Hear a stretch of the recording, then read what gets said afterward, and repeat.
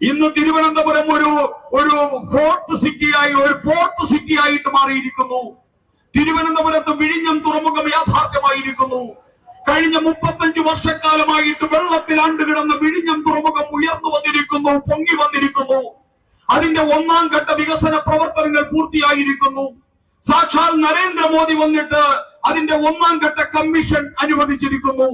അങ്ങനെ വിഴിഞ്ഞം തുറമുഖം യാഥാർത്ഥ്യമായത് നരേന്ദ്രമോദി 2014 ഇന്ത്യയുടെ പ്രധാനമന്ത്രിയായപ്പോഴാണ്. അതിനു മുമ്പ് കേരളത്തിൽ നിന്ന് 8 കേന്ദ്രമന്ത്രിമാരുണ്ടായിരുന്നു. കമ്മ്യൂണിസ്റ്റുകാരും കോൺഗ്രസുകാരും, പിണറായി വിജയന്റെ കമ്മ്യൂണിസ്റ്റുകാരും വി ഡി സതീശന്റെ കോൺഗ്രസുകാരും ഒരുമിച്ച് ഇന്ത്യ ഭരിച്ചിരുന്നു UPA ഭരണകാലത്ത്. ആ കാലഘട്ടത്തിൽ ശശി തരൂരായിരുന്നു തിരുവനന്തപുരത്തിന്റെ MP. ശശി തരൂരെ താങ്കൾക്കറിയാമായിരുന്നോ? ഈ വിഴിഞ്ഞത്തൊരു തുറമുഖം ഉയർത്താൻ വേണ്ടി ഈ നാട് കഴിഞ്ഞ 4 ദശാബ്ദ കാലമായിട്ട് പരിശ്രമിച്ചു കൊണ്ടിരിക്കുന്ന കാര്യം എന്തുകൊണ്ട് താങ്കൾ കേന്ദ്രമന്ത്രിയായിരുന്ന സമയത്ത് താങ്കൾക്കറിയാൻ വയ്യായിരുന്നു?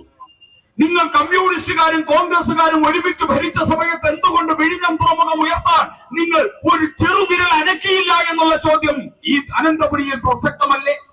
നരേന്ദ്രമോദി 2014 വന്നതിന് ശേഷമാണ് ഈ കേരളത്തിന്റെ മുഴുവൻ തന്നെ മുഖച്ഛായ മാറ്റുന്ന, അനന്തപുരിയെ അന്താരാഷ്ട്ര തലത്തിലെത്തിക്കാൻ പോകുന്ന, ഒരു തുറമുഖ നഗരമായിട്ട് അനന്തപുരിയെ മാറ്റാൻ പോകുന്ന വിഴിഞ്ഞം തുറമുഖം യാഥാർത്ഥ്യമാക്കിയത്, ആരംഭം കുറിച്ചത്, അതിന്റെ ഉദ്ഘാടന കർമ്മം നിർവഹിച്ചത് സാക്ഷാൽ നരേന്ദ്രമോദിയാണെങ്കിൽ അതിന്റെ അർത്ഥം വികസിത അനന്തപുരി പറയാൻ ഞങ്ങൾക്ക് ധാർമ്മികമായ അധികാരമുള്ളൂ എന്നാണ്.